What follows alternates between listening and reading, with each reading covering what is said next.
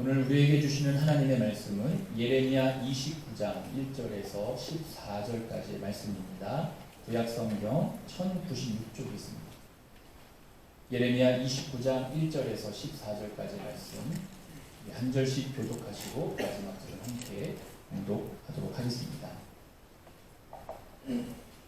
선지자 예레미야가 예루살렘에서 이 같은 편지를 느부갓네살이 예루살렘에서 바벨론으로 끌고 간 포로 중 남아있는 장로들과 제사장들과 선지자들과 모든 백성에게 보냈는데, 그때는 예레미야 왕과 왕의 공중대신들과 유다와 예루살렘의 군관들과 기공들이 예루살렘에서 떠나노라. 유다의 왕 시드기야가 바벨론으로 보내어 바벨론의 왕 느부갓네살에게로 가게 한 사반의 아들 엘라사와 힐기야의 아들 그마랴 편으로 말하되, 만군의 여호와 이스라엘의 하나님께서 예루살렘에서 바벨론으로 사로잡혀 가게 한 모든 부류에게 이와 같이 말씀하시니라. 너희는 집을 짓고 거기에 살며 텃밭을 만들고 그 열매를 먹으라. 아내를 맞이하여 자녀를 낳으며 너희 아들이 아내를 맞이하며 너희 딸이 남편을 맞아 그들로 자녀를 되라. 너희가 거기서 방성하고 줄어들지 아니하게 하라. 너희는 내가 사로잡혀 가게 한 그 성읍의 평안을 구하고 그를 위하여 여호와께 기도하라. 이는 그 성읍이 평안함으로 너희도 평안할 것임이라. 만군의 여호와 이스라엘의 하나님께서 이와 같이 말하노라. 너희 중에 있는 선지자들에게 정쟁이에게 미혹되지 말며 너희가 꾼 꿈도 꾸짖지 말라. 내가 그들을 보내지 아니하였어도 그들이 내 이름으로 거짓을 예언함이라. 여호와의 말씀이니라. 여호와께서 이와 같이 말씀하시니라. 바벨론에서 70년이 차던 내가 너희를 돌보고 너희 선한 말을 너희에게 성취하여 너희를 이곳으로 돌아오게 하리라. 여호와의 말씀이니라. 너희를 향한 나의 생각을 내가 아나니 평안이요 재앙이 아니니라. 너희에게 미래와 희망을 주는 것이니라. 너희가 내게 부르짖으며 내게 와서 기도하면 내가 너희들의 기도를 들을 것이요 너희가 온 마음으로 나를 구하면 나를 찾을 것이요 나를 만나리라. 이것을 여호와의 말씀이니라. 나는 너희들을 만날 것이며 너희를 포로된 중에서 다시 돌아오게 하되 내가 쫓아보냈던 나라들과 모든 곳에서 너와 사로잡혀 떠났던 그곳으로 돌아오게 하리라. 이것은 여호와의 말씀이니라. 아멘. 할렐루야. 오늘 2부에 오신 성도님 정말 진심으로 축복드립니다. 자, 오늘 이제 예레미야 29장 1절에서 14절 말씀인데 참 긴 말씀이지만 오늘 말씀에서 하나님께서 세 가지의 권고를 하십니다. 우리가 이제 그 권고를 이제 함께 볼 텐데요. 이제 이 예레미야라고 하는 이 말씀과 그 앞에 이사야 선지자의 말씀은 같은 시대의 말씀입니다. 쉽게 얘기해서 남유다의 이제 마지막의 선지자인 이사야와 이제 예레미야 선지자인데, 특별히 예레미야가 이제 남유다의 그 멸망을 할 때 선지자가 예레미야가 되겠습니다. 하나님께서 이스라엘 백성들에게 선지자를 통해서 계속 선지자를 보내서 이스라엘 백성들에게 하셨던 외친 말씀이 뭐냐면, 우상에게서 떠나가라. 우상 숭배하지 말아라. 그리고 두 번째가 하나님의 율법을 무시하지 말아라. 그래서 너희가 빨리 회개하고 돌아오라는 말씀을 거듭거듭 하시거든요. 그런데 선지자들의 그 말을 이스라엘 백성들이 무시합니다. 무시하고 그들이 했던 행위가 뭐냐면, 이사야와 예레미야의 안에 들어가 있는 그 내용이 뭐냐면, 물론 하나님 앞에 우상 숭배하고 하나님의 율법을 무시한 것도 있지만, 특별히 그 율법 가운데에서 정의가 무너졌고, 그 다음에 과부와 고아들을 압제하고 억압하고 가난한 사람들을 착취하는 일들이 그때 너무나 많았던 거예요. 그래서 하나님께서 선지자를 통해서 우상에게서 떠나가라. 그리고 너희들의 잘못을 인정하고 회개하고 돌아오라 라고 말씀했지만 그 백성이 그 말을 듣지 않습니다. 그래서 하나님이 취한 방법이 뭐냐면, 그 이스라엘 백성들에게 심판하시는 거예요. 그 심판이 뭐냐면 아예 나라를 폭삭망하게 하는 거예요. 그래서 포로로 끌려가게 하시는 거예요. 먼저 말씀드리지만 하나님이 이스라엘 백성들을 포로로 끌려갔다고 하는 것은 그 이스라엘 나라를 완전히 멸망시키는 게 아니라, 그 70년이라는 시간이 이 말씀에 나오는데, 그 70년이 끝날 때 이 바벨론이 망하거든요. 바벨론이 망하는데 그 70년의 세월 동안에 다시 하나님께서 그곳에서 하나님의 그 말씀과 은혜로 하나님의 제사장으로 다시 한번 거듭나는 시간, 정화가 되는 시간을 그 70년을 가지고 다시 돌아오는 그 시간이 70년입니다. 자, 그래서 하나님의 심판이 그 내용의 말씀이 29장 특별히 18절에서 19절에 나오는데 한번 같이 한번 읽어보도록 하겠습니다. 시작. 내가 칼과 기근과 전염병으로 그들을 뒤따르게 하며 그들을 세계 여러 나라 가운데에 흩어 학대를 당하게 할 것이며 내가 그들을 쫓아낸 나라들 가운데에서 저주와 병악과 조소와 수모의 대상이 되게 하리라. 여호와의 말씀이니라. 너희들이 내 말을 듣지 않았기 때문이라. 내가 내 종 선지자들을 너희들에게 꾸준히 보냈으나 너희는 그들의 말을 듣지 않았느니라. 여호와의 말씀이니라. 아멘. 그러니까 하나님께서 지금 말씀하시는 그 내용이 뭐냐면 우상에게서 떠나가라. 그리고 너희들이 율법을 무시했던 것을 다시 회개하고 돌아오라 라고 했는데 이 백성들이 그 말을 듣지 않습니다. 그래서 하나님이 택한 방법이 뭐냐면 바벨론이라고 하는 나라를 통해서 이스라엘을 멸망시키고 그리고 그 나라의 사람들을 포로로 끌려가는 그런 내용이 오늘 본문의 내용이면서 특별히 오늘 하나님께서 우리에게 주신 말씀이 있습니다. 우리 자녀가 잘 되기를 다 바라시죠? 자녀가 잘 안 됐으면 하는 분들이 있으십니까? 없으실 것 같아요. 그래서 탕자의 비유를 보더라도 탕자가 아버지한테 재산 달라고 해가지고 그 재산 가지고 먼 타국 땅에 가서 허랑방탕한 생활을 합니다. 근데 그 아버지는 어떻죠? 그 아들이 이제 오나 저제 오나 늘 기다리는 그 아버지의 마음.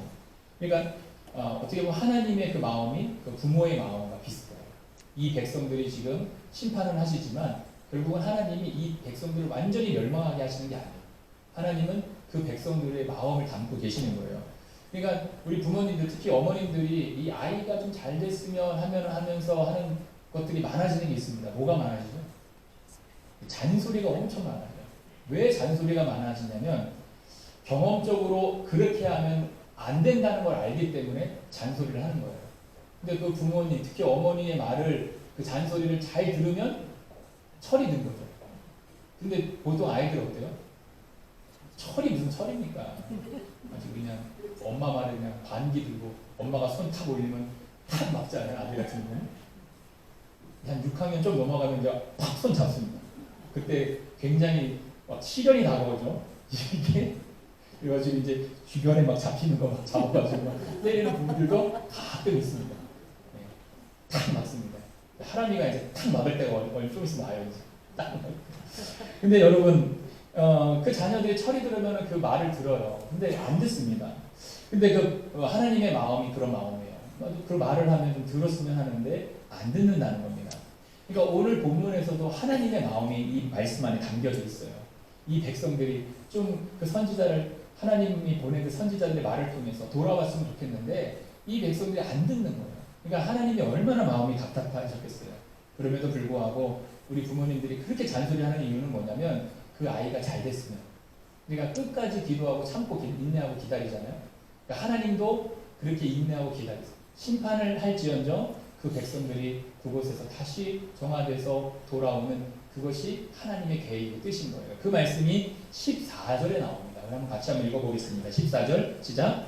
이것은 여호와의 말씀이니라. 나는 너희들을 만날 것이며 너희를 포로된 중에서 다시 돌아오게 하되 내가 쫓아보냈던 나라들과 모든 곳에서 모아 사로잡혀 떠났던 그곳으로 돌아오게 하리라. 이것은 여호와의 말씀입니다. 그러니까 하나님 마음은 그거예요. 심판했다고 니네를 완전히 무슨 저 사지에 몰아넣는 분이 아니라 하나님은 그 백성들이 그곳에서 다시 하나님을 회복하고 하나님을 찾고 하나님을 다시 생각했을 때 돌아오게 하시겠다는 거예요. 그게 하나님의 뜻이라는 겁니다.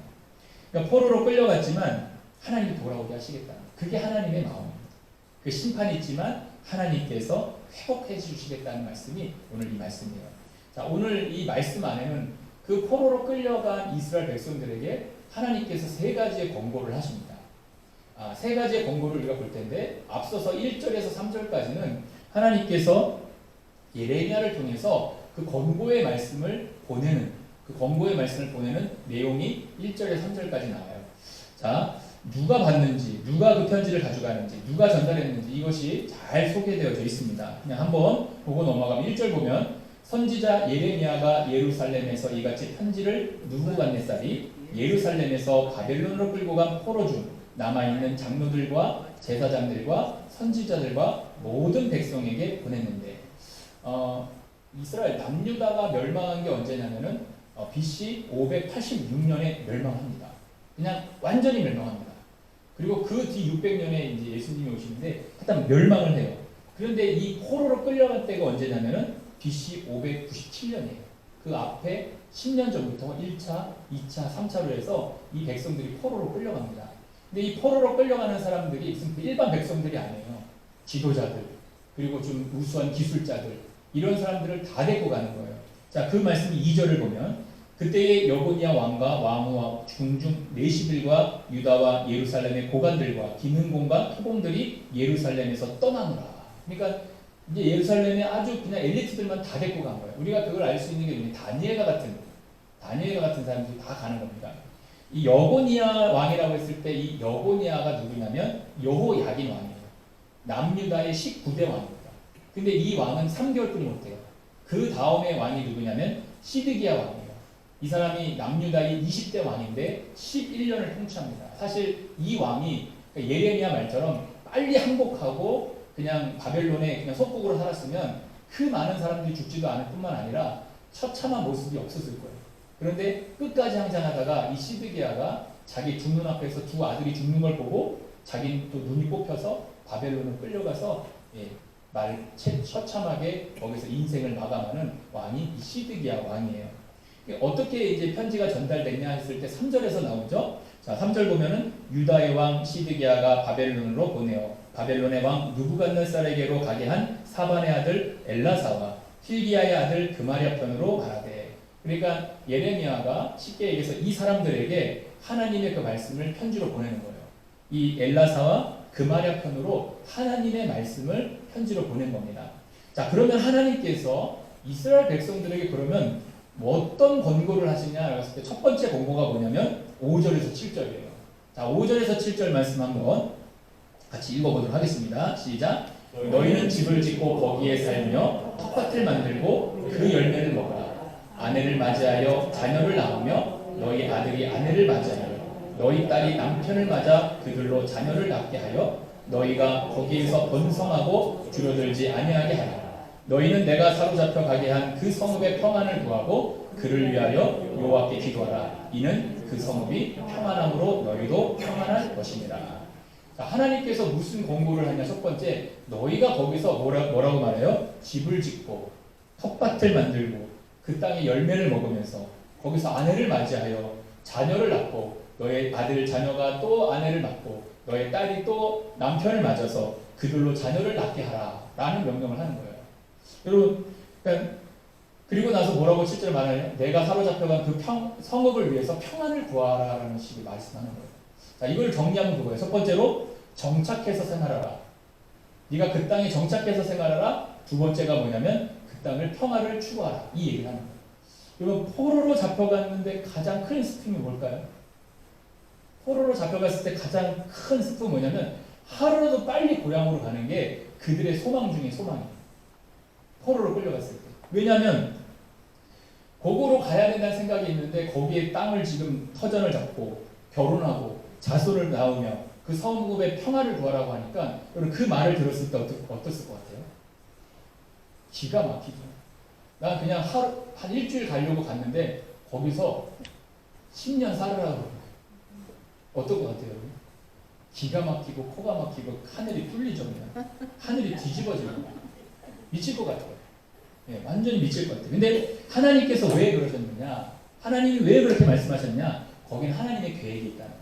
아까 서두에서도 제가 말씀드렸지만 70년이 차면 이 백성이 다시 돌아오게 되는 거예요. 자, 그 10절 말씀에 그 얘기를 하시는 거예요. 오늘 보면 10절 보면은 여호와께서 이와 같이 말씀하시니라. 바벨론에서 70년이 차면 내가 너희를 돌보고 나의 선한 말을 너희에게 성취하여 너희를 이곳으로 돌아오게 하리라. 이게 하나님의 계획이에요.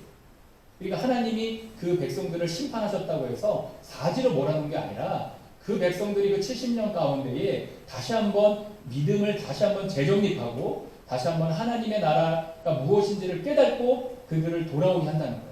그래서 그 70년 끝날 때에 바벨론이 망하게 돼 있어요. 그래서 하나님께서 그 백성들을 이제 그렇게 계획 속에 넣었던 거예요. 그럼에도 불구하고 여러분 어떨 것 같아요? 포로로 끌려갔는데 빨리 고향에 가고 싶은데 여러분 그게 아니라 편지 내용이 뭐예요? 정착하라는 얘기예요. 현실을 부정하고 싶습니다. 이거 말이 안 되는 겁니다. 그러면 지도 한번 보여주시면 여러분 지금 한 번 더 눌러주시고 한 번 더 눌러주시고 한 번 더 눌러주시면 지금 예루살렘에서 바벨론까지의 거리가 그냥 직선으로 가도 1,400km예요. 그럼 그 당시에 비행기가 있었겠습니까? 무슨 버스가 있었겠습니까? 뭐 직선으로 KTX가 나왔겠습니까? 포로입니다. 뭐 낙타 타고 갔겠어요. 무슨 나귀 새끼를 타고 갔겠어요. 걸어서 갔습니다. 1,400km. 그럼 그 모진 고통을 그 뜨거운 광야를 지나서 바벨론에 갔으면 무슨 마음이 들겠어요? 그냥 고향으로 바로 가고 싶지 않겠어요? 정말 고향으로 가고 싶었을 거예요. 그런데 바벨론에 들어갔는데 여러분 행복했을까요? 포로로 갔습니다. 포로로. 그럼 포로를 잘해주는 나라가 있나요? 그럼 사는 게 지옥이죠. 사는 게 지옥입니다. 막 지옥 같아요. 왜냐하면 여러분 노예로 살아가는 게 끔찍합니다. 사실 뭐가 언어가 맞습니까? 사회적으로 이질감이 있죠. 먹는 게 맞습니까? 뭐 어떤 게 맞습니까? 우리나라도 일제강점기 때에 일본 사람들이 했던 만행 중에 하나가 뭐냐면 우리나라 사람들을 강제로 이주시킨 일이 있어요. 어디로? 사할린으로, 만주로, 연해주로 이렇게 사람들을 이주시켰어요. 그 사람들을 뭐라고 부르죠? 고려인이라고 불러요. 그렇게 막 이주시키는 마음이 어떻겠어요? 너무나 속상하고 이거는 진짜 아까도 얘기했지만 코가 막히고 기가 막히고 하늘이 뒤집어질 것 같은 그런 마음이 여기서 막 이 화가 막 있는 거예요. 우리나라도 여러분 국제시장이라는 영화 보셨죠? 그 영화에 보면 어떤 게 나오죠? 그 주인공이 어디 가죠? 광부로 서독에 갑니다. 그 영상을 한번 잠깐 보고 또 말씀 이어가도록 하겠습니다. 먹고 살기 어려웠던 시절 외화를 벌기 위해 독일에 간호사들이 파견된 지 올해로 50년이 됐습니다. 고국을 떠났던 20살 처녀들은 이제 70살 할머니가 돼서 돌아왔습니다. 손승욱 기자가 만나왔습니다.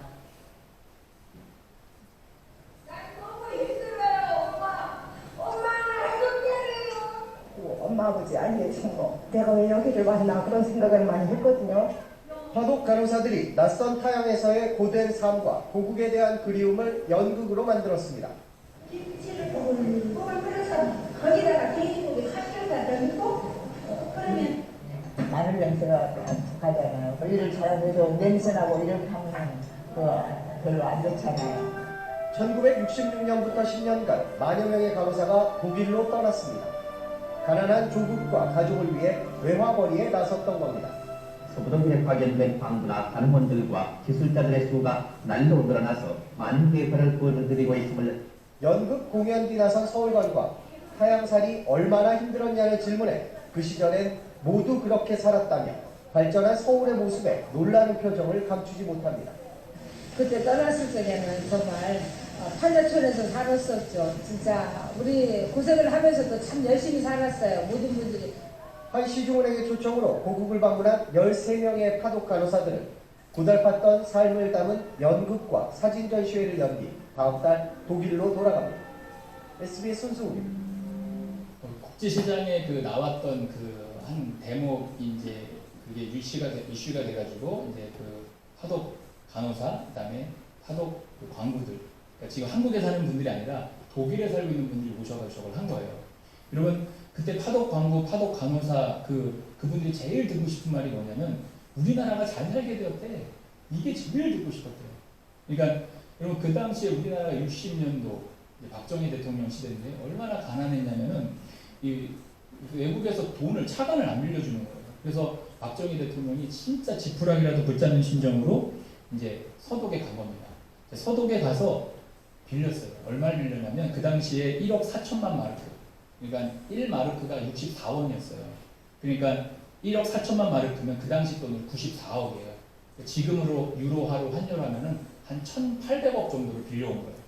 그 돈으로 뭐 했냐? 경부고속도로 내고 포항지철 만들었어요. 그렇게 만들었어요. 그러니까 그 당시에 어린 간호사들이 간 거예요.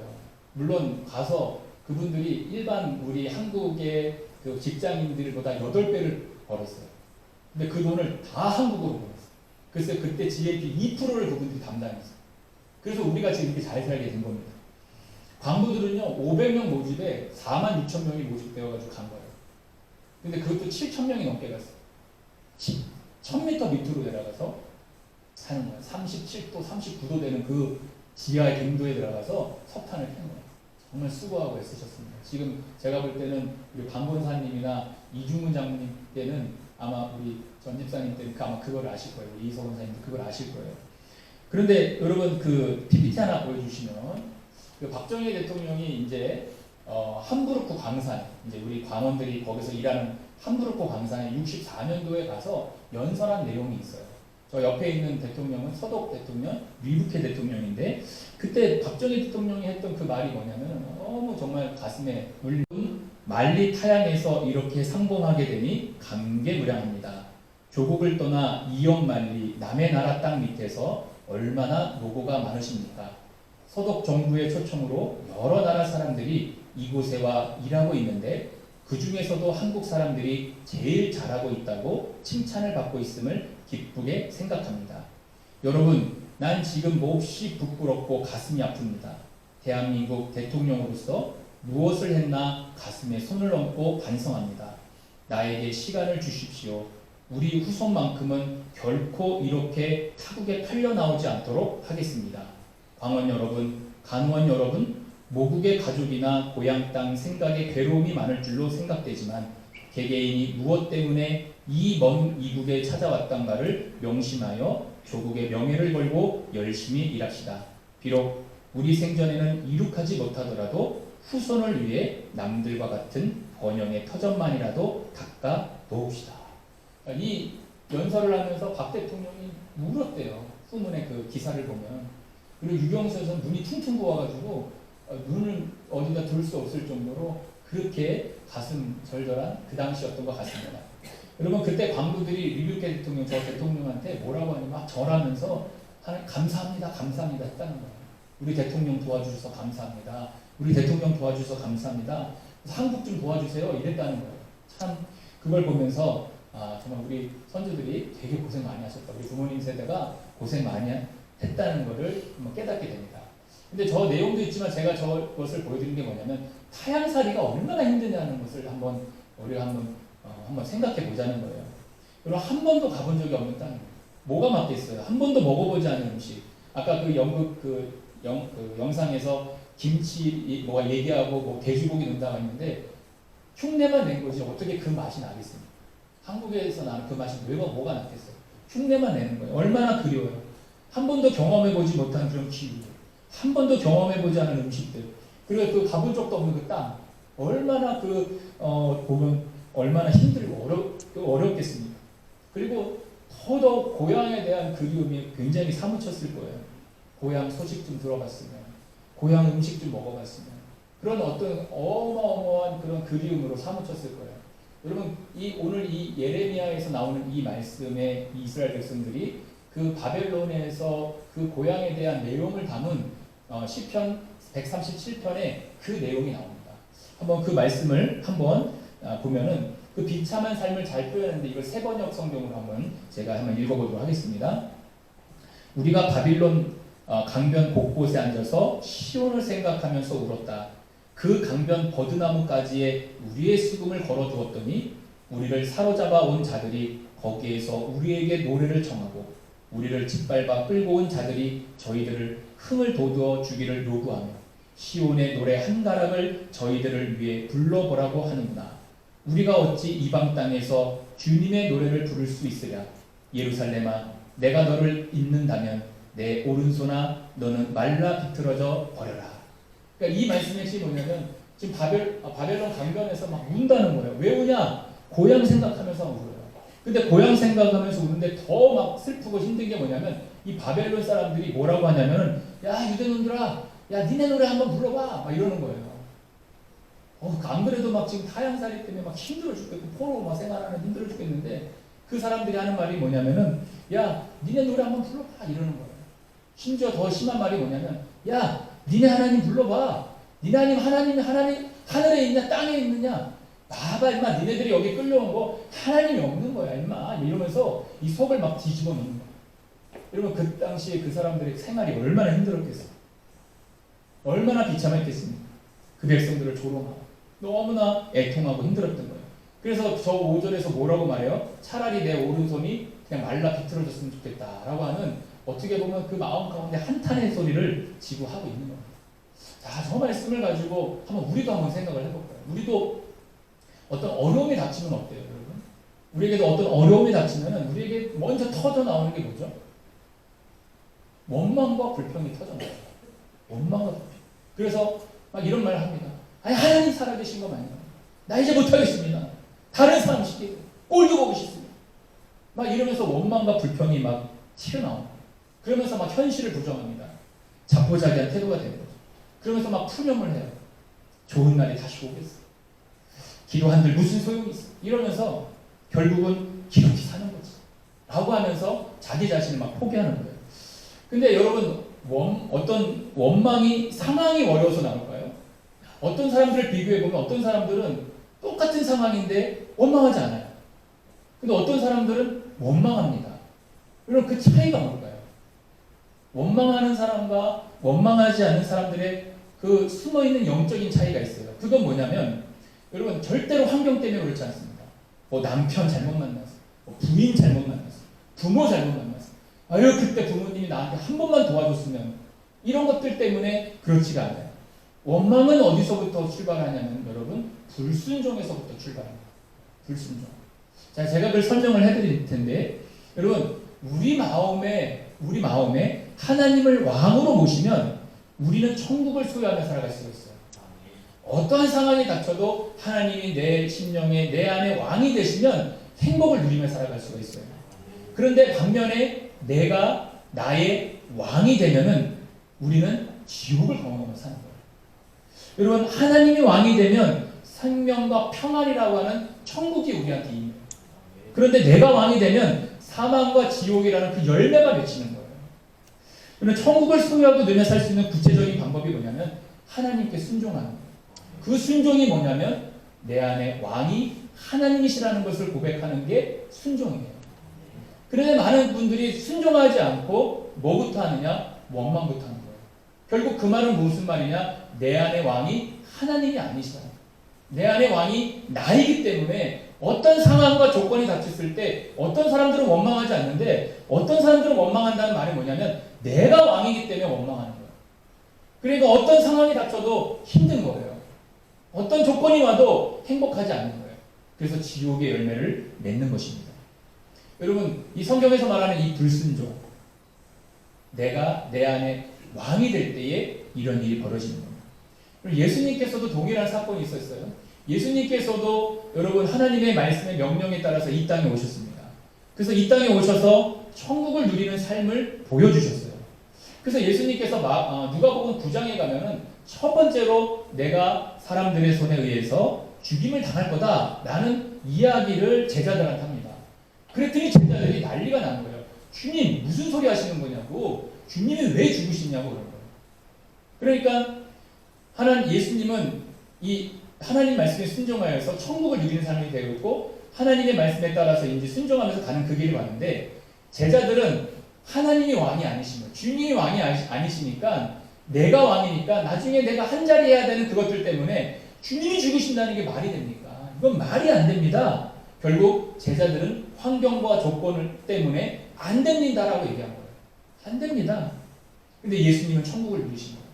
저와 여러분이 하나님이 왕이 되셨을 때에 천국을 누릴 수가 있어요.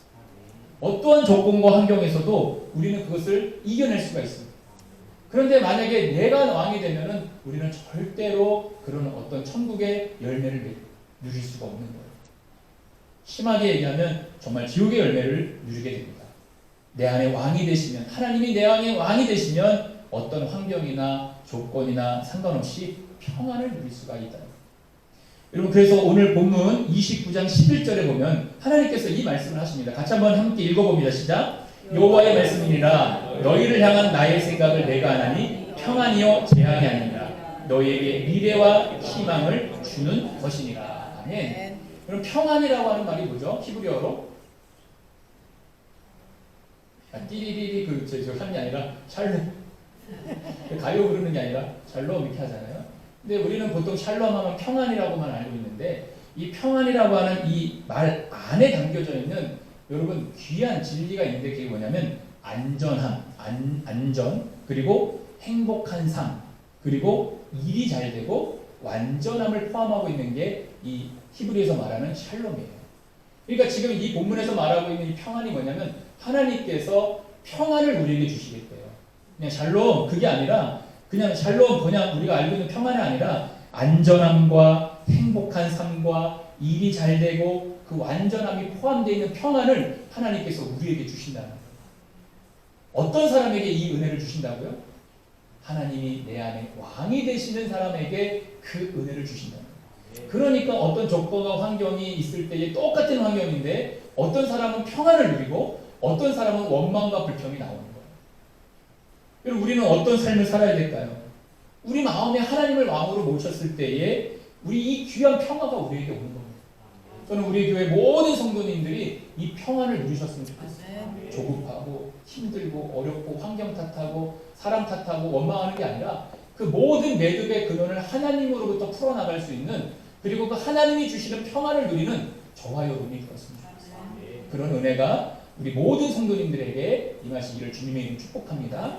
자, 두 번째 권고가 뭐냐라고 했을 때 두 번째 권고는 8절 9절이에요. 한번 같이 한번 읽어보겠습니다. 8절 9절 시작. 만군의 여호와 이스라엘의 하나님께서 이와 같이 말씀하시니라. 너희 중에 있는 선지자들에게와 점쟁이에게 미혹되지 말라. 너희가 꿈도 고지 듣지 말라.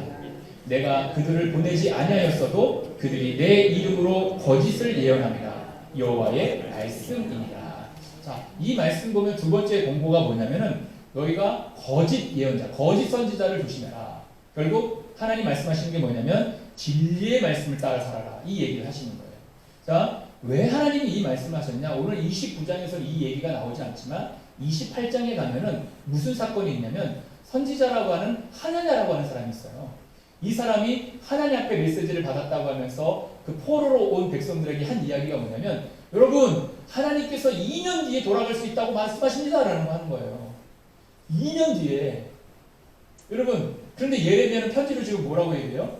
여러분 터 잡고 사세요. 그 땅에 평안을 구하세요. 70년이 지나야 돌아올 수 있습니다. 여러분 2년하고 70년하고 어디가 마음이 끌리십니까? 2년이죠 2년. 2년 고생할 수 있죠. 군대도 2년 갔다 오는데. 근데 70년을 한번 견뎌본다고 생각해보세요. 이건 말이 안 돼요. 그냥 갔는데 70년. 이거 그냥 정착하고 살라고. 너도 결혼하고 네 딸도 결혼하고 네 아들도 결혼하고 너 그 땅에 평안을 구하라는 이 말씀을 하시는 거예요. 근데 여러분이 70년이 지나야 돌아올 수 있는 거예요. 70년이. 얼마나 충격입니까? 그러면 여러분 생각해보세요. 그 포로로 끌려간 백성들이 어디에 마음이 막 쏠릴까요? 여러분 믿음이 좋으셔서 70년으로 가잖아요. 저는 2년으로 쫓아가는 거예요. 2년으로. 당연히 2년으로 가야죠. 2년이면 짧은데. 그러니까 이 백성들이 막 마음에 그 마음이 뺏긴 거예요. 2년으로. 그러니까 거짓 선지자들의 이 얘기와 잘못된 진리를 쫓아가면 어떤 일이 벌어지냐면 어떤 일이 벌어질까 하면 하나님은 거짓말 하시는 분으로 되는 거예요. 하나님은 거짓말 하시는 거예요. 그래서 그것 때문에 우리의 믿음이 흔들릴 수밖에 없어요. 그러니까 온전한 믿음으로 가지 않으면 하나님 관계가 깨지고 하나님은 거짓말하는 사람이야, 거짓말하는 분이야 이렇게 되는 거예요. 그 믿음이 흔들리게 되는 것입니다. 그래서 유튜브에서 여러분들이 자꾸 이상한 거 이렇게 막 많이 보내지 마세요. 제가 볼 땐 다 가짜 뉴스 같아요. 예, 가짜 뉴스. 특별히 종말에 대한 내용은 100% 가짜입니다. 근데 그거 보면은 혹하지 않으세요? 당장 내일 막 행성이 와서 충돌할 것 같고 막 이상한 무슨 노스트라다무스 뭐 어쩌고 해가지고 막 당장 내일 모레 막 이 세상이 죽죽날 것 같은 하나님 말씀하셨어요. 그럼 예수님도 몰라요. 하나님만 아세요. 그러니까 그런 거에 휘둘리지 마시고 여러분 정말 진리의 말씀을 따라가시기 바랍니다. 아담과 하와 경우 같은 경우도 에덴 동산에서 그 사탄의 말에 넘어가서 어떻게 됩니까? 하나님 관계가 깨진 거예요. 그러니까 진리의 말씀을 따라가야 되는데 하나님이 뭐라고 하셨어요? 너가 이것을 먹으면 반드시 뭐라고요? 죽는다라고 했는데 죽을 수도 있다고 하는 사탄의 말에 넘어간 거예요. 그러니까 결국은 하나님과의 관계가 깨지고 에덴에서 쫓겨나고 이래야 살고 출산의 아픔을 겪는 그런 저주가 그들에게 임한 거예요. 여러분, 우리가 이 시대를 살아갈 때 누구의 말을 들어야 될까? 여러분, 요한복음 14장 6절 말씀을 같이 한번 크게 한번 읽어보겠습니다. 시작. 예수께서 이르시되 내가 곧 길이요 진리요 생명이니 나로 말미암지 않고는 아버지께로 올 자가 없느니라. 시편 119편 105절 시작. 주의 말씀은 내 발의 등이요 내 길의 빛이시니라. 그러면 내가 곧 길이요 진리요 생명이니 우리가 주님의 말씀을 따라가야 됩니다. 그 말씀을 따라갈 때에 여러분 그 아버지께로 갈 수가 있는 거예요. 그런데 그 말씀이 아니면 대부분 뭐냐? 사탄이 우리에게 속삭이는 거예요. 결국 그 인연이라고 하는 시간을 붙잡게 되고 하나님은 거짓말하는 분이야 라고 하면서 하나님 관계가 깨지는 거예요. 그럼 그 2년이 지나고 난 다음에 삶은 어떨까요? 더 비참해지는 거예요. 그리고 생각해 보세요. 아, 내일 가는데 또 갑자기 연락 와서 내일 못 간대요. 그 내일 가려고만 마음 먹었는데 내일 또 연락 와서 못 간대요. 여러분 삶이 어떨 것 같아요? 그래서 내일 간다고 해서 짐을 다 썼어요. 내일 못 간답니다. 또 다시 짐을 풀어. 그리고 내일 또 간다고 해서 또 짐을 쌌는데 내일 모레 글피에 간다. 다시 짐을 풀어. 이런 식이 된다면 여러분 어떻게 하나님은 거짓말하는 분이에요. 그럼 내 삶은 어떤 삶이 되느냐? 너무 힘든 삶이 되는 거예요. 그래서 여러분 이 세상을 올바르게 인도하는 것은 하나님의 말씀입니다. 저와 여러분이 그 하나님의 말씀을 의지하고 성경 말씀의 진리 위에 굳게 서서 여러분 영 분별을 할 수 있는 저와 여러분이 되기를 주님의 축복합니다. 하나 더 말씀드리면 요즘에 영 분별에 대해서 여러분 영 잘 분별을 하셔야 돼요. 여러분 신천지를 참 조심하셔야 됩니다. 이 이단 신천지가 포기하는 방법 몇 가지만 제가 설명해 드릴게요. 이거 이외에도 되게 많은데 10가지 말씀드릴게요. 10가지.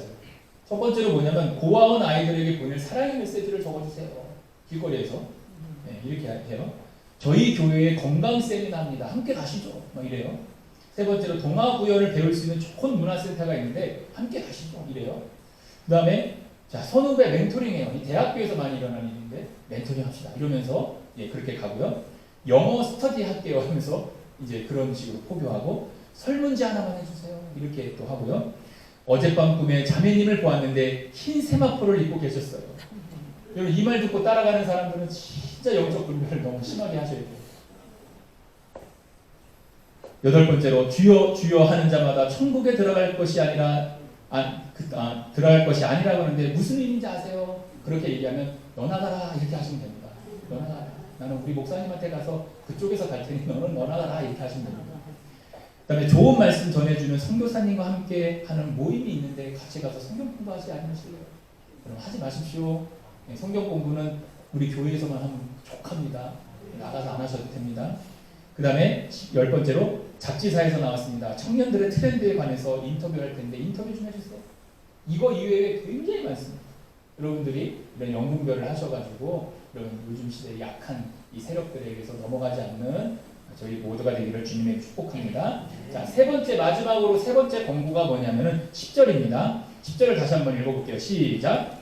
여호와께서 이와 같이 말씀하시니라. 바벨론에서 70년이 차면 내가 너희를 돌보고 나의 선한 말을 성취하여 너희를 이곳으로 돌아오게 하리라. 자, 이스라엘 백성들이 포로로 끌려간 그곳 바벨론의 삶은 진짜 녹록지 않았을 거예요. 여러분 무슨 주인으로 간 것도 아니고 놀러 간 것도 아니고 정말 평안하지도 않았을 것입니다. 그런데 그 삶 가운데에서 하나님이 말씀해 주시는 이 말씀이 뭐냐면 하나님께서 우리가 낙담하고 있을 때에도 하나님은 우리를 돌보신다. 우리가 낙담하고 있는 순간에도 하나님은 우리를 돌보신다고 말씀하고 있는 겁니다. 여러분 히브리서 13장 5절 6절 말씀을 크게 같이 한번 읽어보겠습니다. 시작. 돈을 사랑하지 말고 있는 바를 족한 줄로 알라. 그가 친히 말씀하시기를 내가 결코 너희를 버리지 아니하고 너희를 떠나지 아니하리라 하셨느니라. 그러므로 우리가 담대히 말하되 주는 나를 돕는 이시니 내가 무서워하지 아니하겠노라. 사람이 내게 어찌하리요 하노라. 아멘. 그리고 하나님 지금 말씀하신 약속하신 말씀 뭐예요? 주님이 약속하신 게 뭡니까? 결코 너를 버리지 않겠다고 말씀하십니다. 하나님이 이스라엘 백성들을 포로 70년을 보냈다는 건 버린 게 아닙니다. 제가 계속 거듭거듭 설명하지만 그 70년을 통해서 다시 믿음이 회복되고 하나님의 나라를 세워서 다시 돌아오게 하시겠다는 거예요. 하나님은 우리가 어려운 순간에도 우리와 함께 하십니다. 내가 너와 함께 하겠다. 신명기 31장 6절 말씀 같이 한번 크게 읽습니다. 시작. 너희는 강하고 담대하라. 두려워하지 말라. 그들 앞에서 떨지 말라. 이는 내 하나님 여호와 그가 너와 함께 가시며 결코 너를 떠나지 아니하시며 버리지 아니하실 것임이라. 그렇죠? 너와 함께 하시며 결코 너를 떠나지 아니하시고 버리지 아니하시겠다. 그럼 이게 진짜로 여러분 심령에 진짜 믿어지시길 바래요. 여러분 이사야 41장 10절 말씀만 크게 읽어봅니다. 시작. 두려워 말라. 내가 너와 함께함이라. 놀라지 말라. 나는 내 하나님이 됨이라. 내가 너를 굳세게 하리라. 참으로 너를 도와주리라. 참으로 나의 의로운 오른손으로 너를 붙들리라. 아멘. 하나님께서 뭐라고요? 내가 두려워하지 말라. 내가 너와 함께하니까 내 의로운 오른손으로 내가 너를 붙들리라. 기쁘지 않죠? 이게 좀 이렇게 마음에 기쁘다 이러셔야 되는데 거기 마음이 좀 이렇게 별로 마음이 없으면 여러분 오늘 저녁에 가서 회개기도 좀 하세요. 이게 지금 마음이 막 기뻐요. 가슴에 막 하면서 하나님 그렇지 나를 이렇게 도와주시지 나와 함께 하시지 이게 있어야 되는데 무슨 소리지? 이러면 조금 우리가 다시 한번 나의 신앙을 한번 뒤돌아봐야 돼요. 자, 요한복음 14장 27절 같이 한번 읽어봅니다. 시작.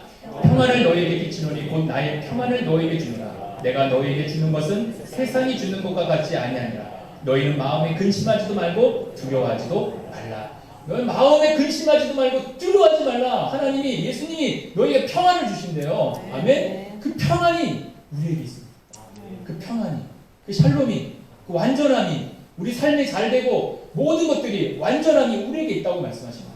그분이 나, 하나님이 내 안에 왕이 되실 때 우리는 그 평안함을 누릴 수가 있습니다. 저는 여러분들이 그 평안함을 누렸으면 좋겠어요. 하나님께서 우리를 통한 하나님의 계획이 있습니다.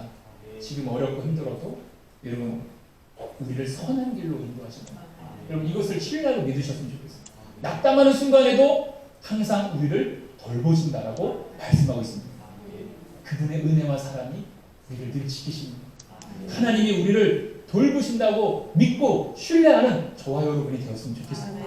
그래서 신앙이라는 게 뭐냐? 하나님과의 바른 관계를 하고 여러분 그 관계의 비결은 뭐냐? 순종하는 거예요. 순종이 뭐라고 말씀드렸죠? 내 안에 왕이 하나님이 되십니다. 그때 하나님이 우리와 함께 하시고 우리를 지켜주십니다. 그런데 내 안에 내가 왕이 되면 절대로 천국을 누릴 수가 없어요. 평안을 누릴 수가 없어요. 저와 여러분이 오늘 이 말씀을 통해서 다시 한번 회복되고 이 공고의 말씀이 이스라엘 백성들에게 하는 말씀이긴 하지만 나에게 주시는 은혜의 말씀으로 여러분들이 살았으면 좋겠습니다. 뭐 우리의 상황이 늘 어렵죠? 그렇죠? 우리의 상황이 늘 어렵습니다. 뭐 좋은 적이 있긴 있죠? 네. 사탄이 방해했습니다. 걸러지. 네. 여기 보세요. 그래서 우리가 상황이 늘 어렵지만 하나님을 내 마음의 왕으로 모셔야 되고 그 다음에 진리의 말씀에 순종하면서 세 번째 하나님은 어려운 나의 삶의 현장에도 함께 하시며 나를 돌보신다고 하는 믿음을 가지고 하나님을 신뢰하면서 살아가는 저와 여러분들 되기를 주님의 이름으로 축복합니다. 기도하겠습니다. 할렐루야. 걸어가신 아버지 하나님, 오늘 우리를 향한 하나님의 그 계획과 은혜를 우리가 오늘 하나님의 그 권고의 말씀을 통해서 다시 한번 깨닫습니다.